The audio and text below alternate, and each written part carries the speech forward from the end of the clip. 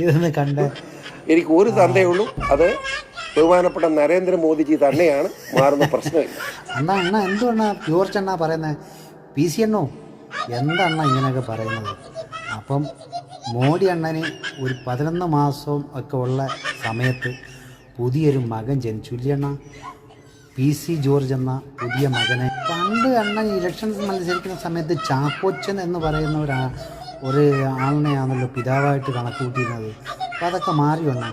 എന്നാൽ ഒന്നുകൂടെ ക്ലാരിറ്റി വെക്കണം നോക്കട്ടെ. എനിക്ക് ഒരു തന്തയുള്ളൂ, അത് ബഹുമാനപ്പെട്ട നരേന്ദ്രമോദിജി തന്നെയാണ്. മാറുന്ന പ്രശ്നം ഒറ്റ തന്തയ്ക്ക് പറഞ്ഞ നരേന്ദ്രമോദി എന്ന് പറയുന്ന ആൾക്ക് പറഞ്ഞ അണ്ണൻ തന്നെ അണ്ണൻ. അപ്പോൾ അങ്ങനെ അണ്ണ പറയുന്നത് എന്താണ്? അപ്പോൾ ഷോൺ ജോർജ് അണ്ണനും കിട്ടി ഒരു പുതിയ ഒരു അപ്പൂപ്പനെ ഇല്ല അണ്ണ.